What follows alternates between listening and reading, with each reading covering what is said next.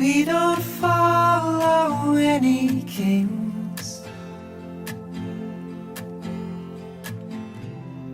We can ride and we can sing.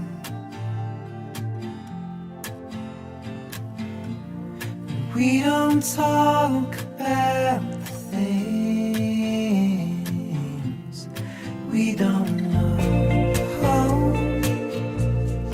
We don't know. We don't know.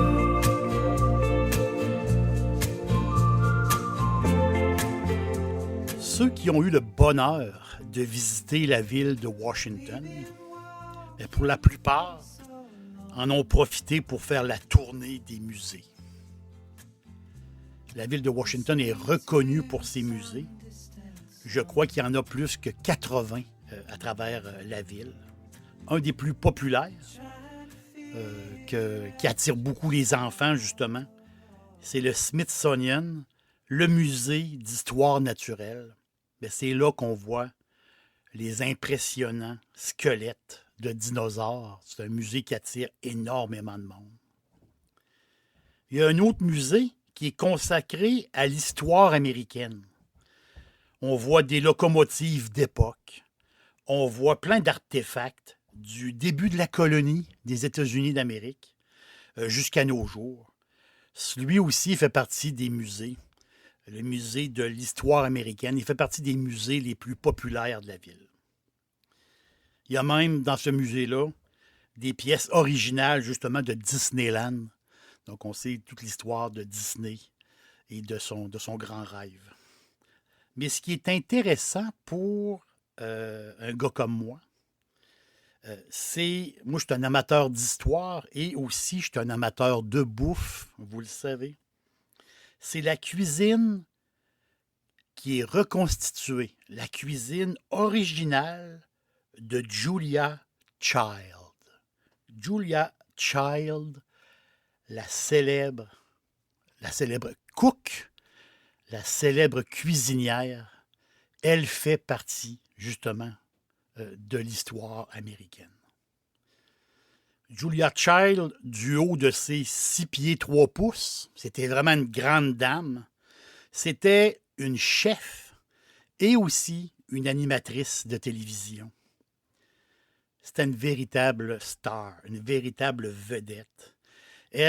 C'est elle qui a fait connaître beaucoup aux Américains la cuisine française. C'était une passionnée de cuisine française.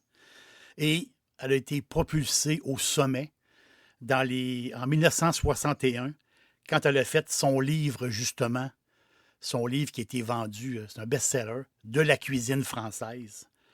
On est au début des années 60 et cette dame-là avait énormément de charisme et c'était une vedette, une grande star de la télévision.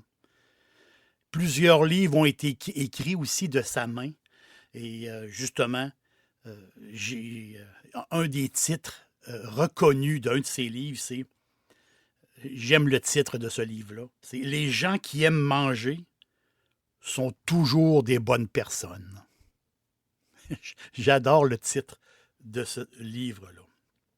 Donc, ce personnage de l'histoire américaine est vraiment unique. Imaginez, Julia Child, durant la Deuxième Guerre, elle veut s'enrôler dans l'armée. C'est quand même assez spécial.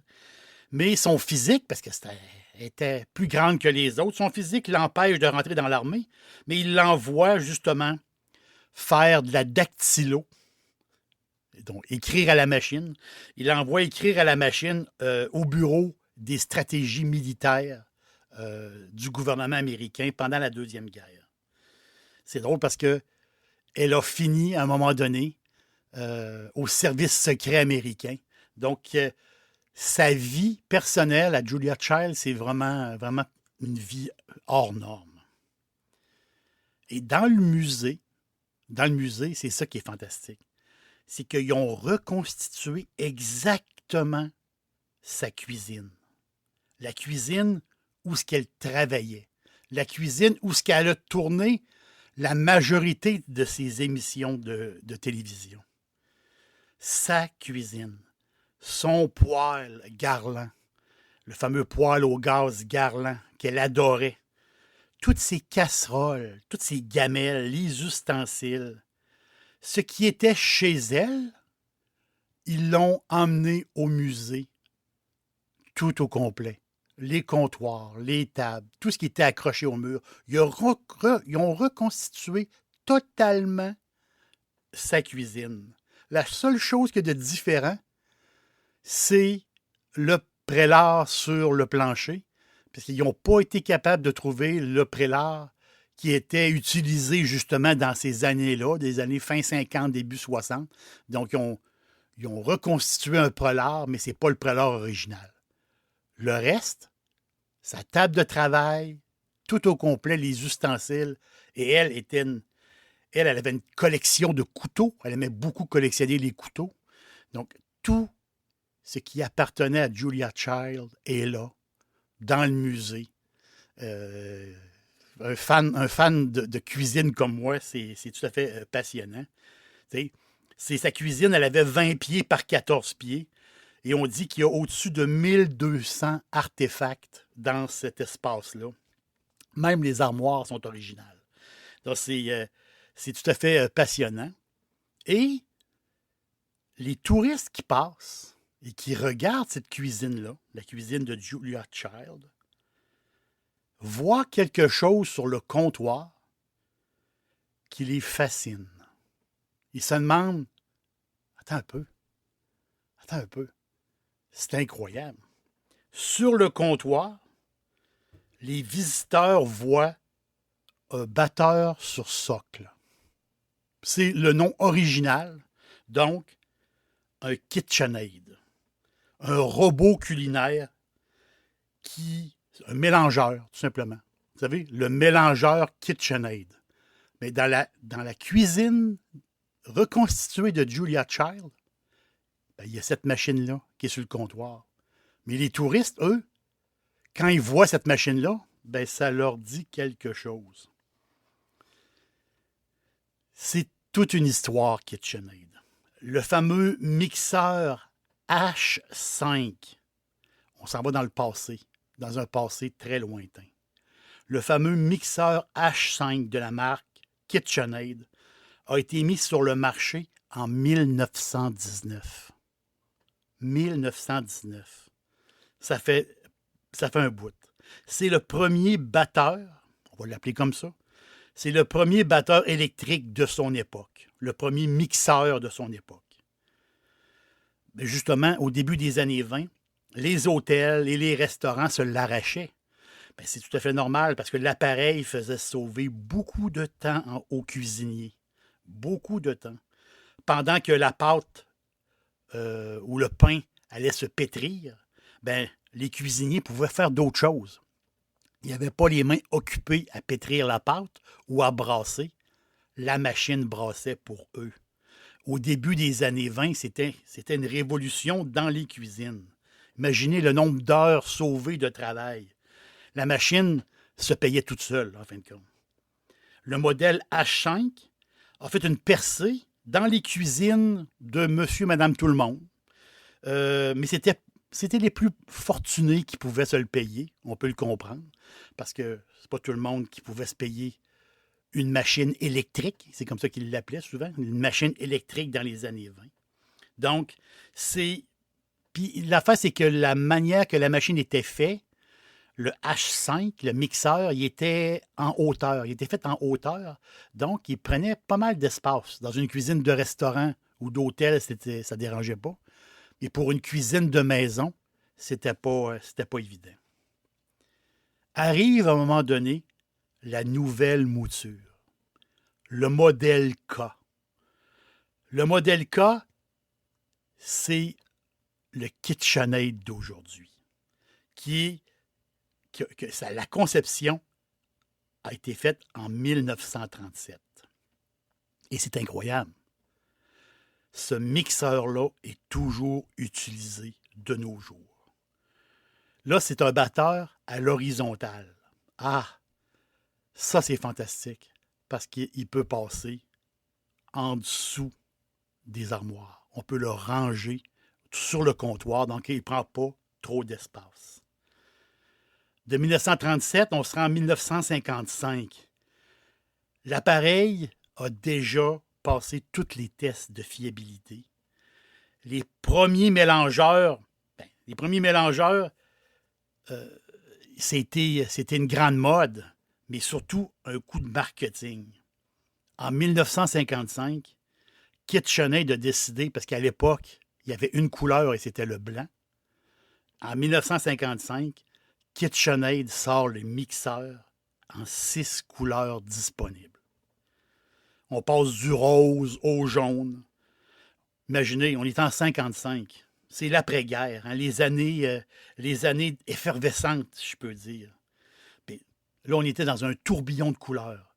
Là, la cuisine se modernisait en couleurs, mais cet appareil-là demeurait le même. Exactement le même design, exactement le même fonctionnement. On est en 1955. À l'époque, c'est facile à retenir, 1955, le mélangeur coûtait 55 $, ce qui équivaut aujourd'hui à environ 1000 $. Arrive l'année 1969, l'année où l'homme met le pied sur la Lune. Toute bonne cuisinière possède son KitchenAid. Hein. KitchenAid est partout. Et les familles, autrement dit, en profitent beaucoup. Et là, 1969, un boom publicitaire. La compagnie décide, pour les 50 ans du mélangeur électrique, si on peut dire. Et ils ont fait énormément de publicité et c'est là que ça leur a redonné, autrement dit, un pep à cette machine-là. C'est drôle parce que dans les publicités de l'époque, ils disaient c'est comme une machine éternelle qui ne brise jamais. Mais en réalité, un mélangeur qui est utilisé d'une manière, normale, utilisation moyenne, c'est une machine dure environ 20 ans, à peu près. C'est l'année du centenaire. Et c'est là qu'est sorti le fameux, puis c'est une anecdote, mais du point de vue vente, c'était une furie. C'est là qu'ils ont sorti la nouvelle couleur, le rouge passion. Donc le fameux rouge passion qui est sorti en 2019, qui a relancé justement les ventes. Et c'est ça, le mystère KitchenAid. C'est ça, cet appareil-là qui est unique. Qui est unique pour les ventes. C'est toujours, année après année, un gros vendeur. Aujourd'hui, c'est incroyable. On parle de couleurs à l'infini. 2 types de rose, 2 types d'orange. On parle de bleu, le fameux bleu cobalt, le bleu cobalt de Julia Child, je veux dire. Donc, son bleu, sa machine était bleu cobalt. Et ce bleu-là est toujours vendu, toujours recherché. Il y a 6 dégradés de blanc. Il y a du mauve. Il y a même une série cuivrée. C'est incroyable. Il y a 46 couleurs disponibles de malexeur. Et ce malexeur-là a toujours le même design depuis les années 30. C'est incroyable. C'est plus qu'un article de cuisine. C'est un article mode. C'est un article qui embellit le comptoir. Un KitchenAid, ça ne se range pas dans l'armoire. Un KitchenAid, il faut le voir. Il faut le montrer. Il faut l'avoir là, devant nous, sur le comptoir.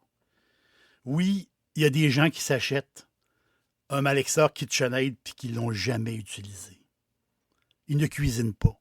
C'est du monde qui n'ont jamais acheté de farine de leur vie.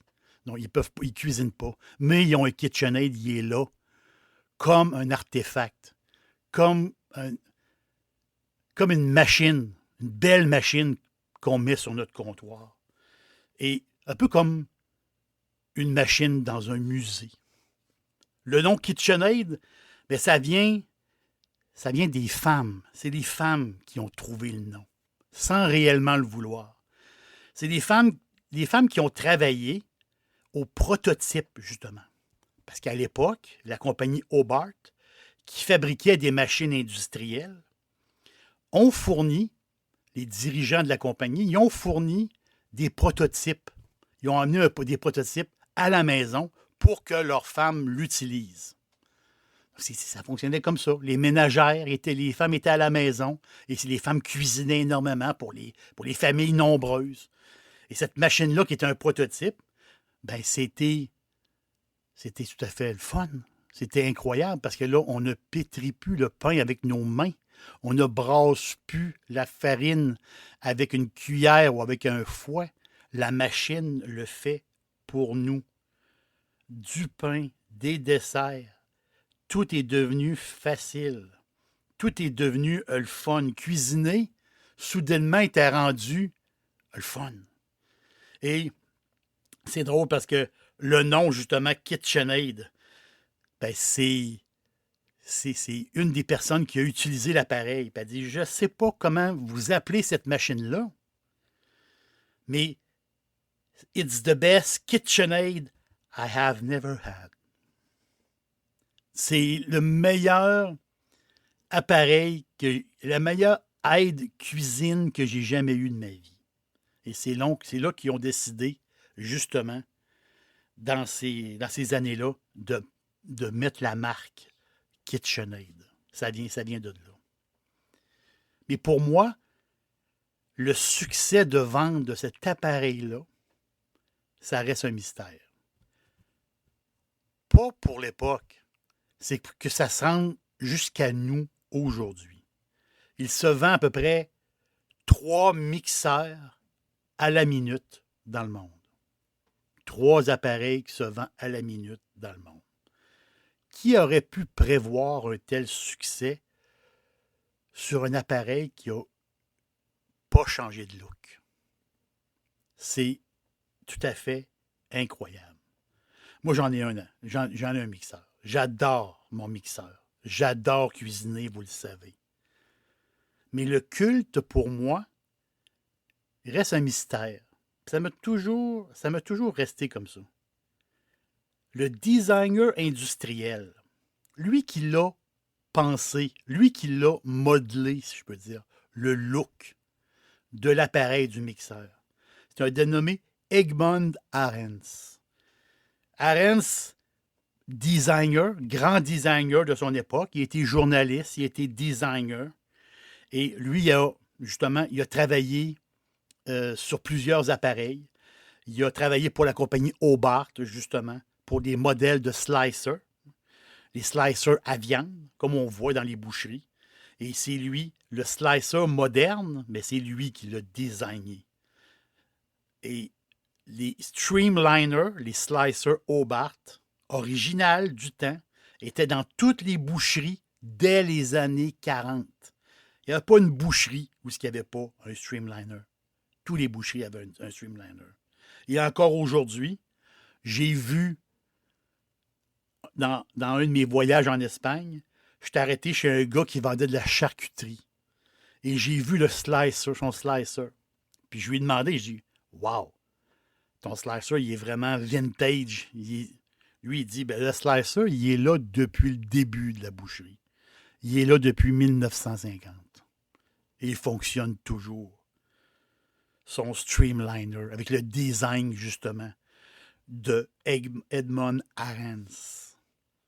Donc, Arends, il a designé plein de choses. Il a designé des tables, des chaises, des grinders à café. C'est un gars avec beaucoup de talent, qui était innovateur pour les années 30, pour les années 40. Mais ce qui est particulier, c'est que le KitchenAid Mixer, le style, lui, il est indémodable. Le temps passe, les décennies passent, et ça reste un appareil qui n'a pas changé et qui est toujours aussi populaire. Pour moi, c'est un mystère. Mais pourquoi donc? Je cherche pourquoi. Pourquoi quelque chose d'un style vieillot est aussi populaire? Mais la réponse, elle vient peut-être de l'intérieur. De l'intérieur en dedans de nous comme consommateurs. Je pense que la réponse est là. Ça nous rappelle, l'appareil nous rappelle les biscuits, les galettes, les beignes, les gâteaux, le pain. L'appareil nous rappelle la cuisine, notre cuisine chez nous, notre chez-soi, intemporel, qui sera toujours en dedans de nous. L'appareil nous rappelle notre mère, elle qui est là, dans la cuisine. Je crois que c'est ça le succès du KitchenAid Mixer, qui est pour toujours un appareil intemporel. L'aubergiste vous dit merci d'être passé et pourquoi pas une visite au musée à Washington et pourquoi pas se faire une batch de biscuits avec notre KitchenAid. We don't know. We don't know.